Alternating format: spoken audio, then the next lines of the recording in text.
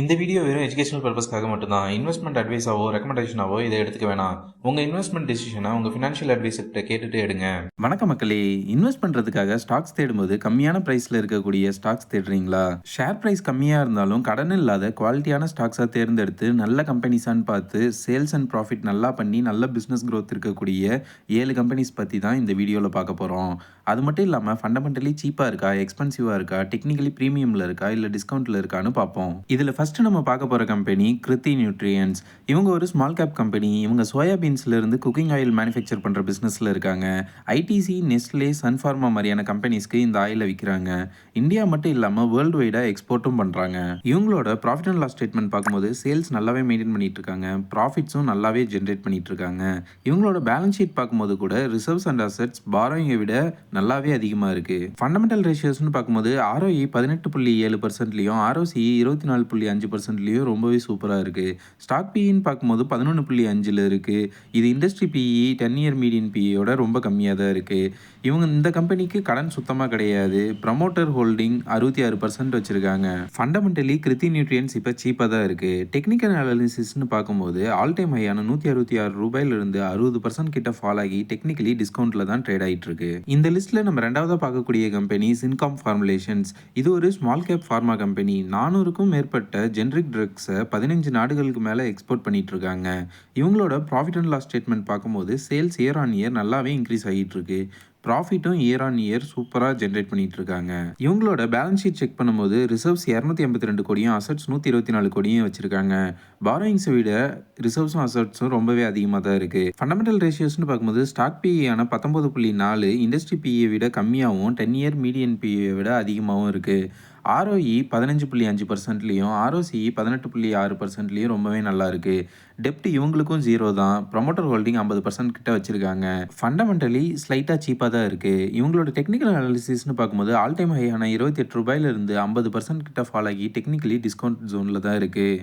Fundamentally ஸ்லைட்டாக எக்ஸ்பென்சிவாக இருக்கிறதுனால இன்னும் கொஞ்சம் வெயிட் பண்ணுறது பெட்டராக இருக்கும்னு நான் ஃபீல் பண்ணுறேன். இந்த லிஸ்ட்டில் நம்ம மூணாவதாக பார்க்க போகிற கம்பெனி ஃபீனியோடெக்ஸ் கெமிக்கல்ஸ். இது ஒரு small cap chemical company. Fineotex chemicals கிட்ட 470க்கும் மேற்பட்ட ப்ராடக்ட்டை மேனுஃபேக்சர் பண்ணி textile industries, FMCG industries, oil and gas கம்பெனிஸ்க்குலாம் கொடுத்துட்டு இருக்காங்க. இவங்களோட ப்ராஃபிட் அண்ட் லாஸ் ஸ்டேட்மெண்ட் பார்க்கும்போது sales year on year rise ஆகிட்டு தான் இருக்குது. ப்ராஃபிட்டும் இயர் ஆன் இயர் ரைஸ் ஆகிட்டு தான் இருக்குது. 2025 மட்டும் கொஞ்சம் டிப் ஆகியிருக்கு. பேலன்ஸ் ஷீட்னு செக் பண்ணும்போது ரிசர்வ்ஸ் 756 கோடி வச்சிருக்காங்க, அசட்ஸ் 198 கோடி வச்சிருக்காங்க. பாரோயிங்ஸ் இவங்களுக்கும் 0 தான். ஃபண்டமெண்டல் ரேஷியோஸ்னு பார்க்கும்போது ஸ்டாக் பிஇ 27.2ல் இருக்குது, மீடியன் பிஇ 23.6ல் இருக்குது. ROCE 23.8%லையும் ROE 18.4%லையும் இருக்குது. டெப்ட் இவங்களுக்கும் 0 தான். ப்ரமோட்டர் ஹோல்டிங் 60% கிட்ட வச்சுருக்காங்க. ஸ்டாக் பிஇ மீடியன் பிஇயை விட ரொம்ப அதிகமாக இருக்கிறதுனால ஃபண்டமெண்டலி இப்போதைக்கு எக்ஸ்பென்சிவாக தான் இருக்குது. ஃபினியோடெக்ஸ் கெமிக்கல்ஸோட டெக்னிக்கல் அனாலிசிஸ்னு பார்க்கும்போது ஆல் டைம் ஹையான ₹46 50% கிட்ட ஃபால் ஆகி டெக்னிக்கலி டிஸ்கவுண்ட் ஜோனை இப்போ தான் என்டர் ஆகியிருக்கு. பட் ஃபண்டமெண்டலி எக்ஸ்பென்சிவாக இருக்கிறதுனால இன்னும் கொஞ்சம் வெயிட் பண்ணால் நல்ல ப்ரைஸ்க்கு இதை பிடிக்கலாம். இந்த லிஸ்ட்டில் நாலாவதாக பார்க்க போகிற கம்பெனி என்னென்னா ஹின்கான் கெமிக்கல்ஸ்.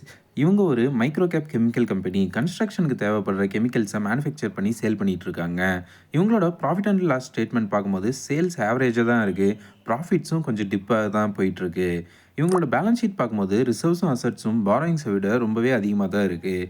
ஃபண்டமெண்டல் ரேஷியோஸ்னு பார்த்தா கூட ஸ்டாக் பிஇ 31.9ல் இருக்குது. இண்டஸ்ட்ரி பிஇ விடவும் 10 இயர் மீடியன் பிஇயை விடவும் ஸ்டாக் பிஇ ரொம்பவே அதிகமாக தான் இருக்குது. ROE 7.27%லையும் ROCE 9.97%லையும் இருக்குது. டெப்ட் டு ஈக்விட்டி 0.1ல் இருக்குது. ப்ரமோட்டர் ஹோல்டிங் 68%க்கு மேலே இருக்குது. ஃபண்டமெண்டலாக ரொம்பவே எக்ஸ்பென்சிவாக தான் இருக்குது. இவங்களோட டெக்னிக்கல் அனாலிசிஸ் பார்க்கும்போது ஆல் டைம் ஹையான ₹70 70% கிட்ட ஃபால் ஆகி டெக்னிக்கலி டிஸ்கவுண்ட் ஜோனில் தான் ட்ரேட் ஆகிட்டு இருக்கு. பட் சேல்ஸும் ப்ராஃபிட் ரெண்டுமே இந்த ஸ்டாக்கில் ப்ராப்ளமாக இருக்குது. ஸோ இதை அவாய்ட் பண்ணுறது ரொம்பவே நல்லதுன்னு ஃபீல் பண்ணுறேன். இந்த லிஸ்ட்டில் நம்ம அஞ்சாவதாக பார்க்கக்கூடிய கம்பெனி ஹார்ட்வின் இந்தியா. இவங்க ஒரு ஸ்மால் கேப் கம்பெனி தான். இவங்க டோர்ஸ், கிளாஸ், ஃபர்னிச்சர்ஸ், கிச்சன்ஸ்க்கு தேவையான ஸ்டீல் ஃபிட்டிங்ஸ்லாம் மேனுஃபேக்சர் பண்ணுற பிஸ்னஸில் இருக்காங்க. இவங்களோட ப்ராஃபிட் அண்ட் லாஸ் ஸ்டேட்மெண்ட் பார்க்கும்போது சேல்ஸ் இயர் ஆன் இயர் இன்க்ரீஸிங்கில் தான் இருக்குது, ப்ராஃபிட்டும் இயர் ஆன் இயர் இன்க்ரீஸிங்கில் தான் இருக்குது. பேலன்ஸ் ஷீட் பார்க்கும்போது கூட ரிசர்வ்ஸும் அசட்ஸும் பாரோயிங்ஸை விட அதிகமாக தான் இருக்குது. ஹார்ட்வின் இந்தியாவோட ஃபண்டமெண்டல் ரேஷியோஸ்னு எடுத்து பார்க்கும்போது ஸ்டாக் பிஇ 64.4ல் இருக்குது, ROE 2.7%ல் இருக்குது, ROCE 4.1%ல் இருக்குது. டெப்ட் சுத்தமாக கிடையாது. ப்ரொமோட்டர் ஹோல்டிங் 43%ல இருக்குது. ரிட்டர்ன்ஸ் இல்லாத கம்பெனிக்கு இவ்வளோ பிஇ கொடுத்து வாங்குறது சரியானதுன்னு எனக்கு தோணல. ஃபண்டமெண்டலி ரொம்பவே எக்ஸ்பென்சிவாக இருக்குது. ஹார்ட்வேர் இந்தியாவோட டெக்னிக்கல் அனாலிசிஸ்னு பார்க்கும்போது அதோட ஆல் டைம் ஹையான ₹41 60% கிட்ட ஃபால் ஆகி டெக்னிக்கலி டிஸ்கவுண்ட் ஜோனில் தான் இருக்குது. பட் ஃபண்டமெண்டலி எக்ஸ்பென்சிவாக இருக்கனால இந்த ஸ்டாக்கை இப்போதைக்கு கன்சிடர் பண்ண வேணாம். இந்த லிஸ்ட்டில் நம்ம 6வதா பார்க்க போகிற கம்பெனி பைசாலோ டிஜிட்டல். இவங்க ஒரு small gap NBFC company. Banks கிட்ட சிபில் ஸ்கோர்னால லோன் வாங்க முடியாதவங்களுக்கு லோன் கொடுக்குற செக்மெண்ட்டில் இருக்காங்க.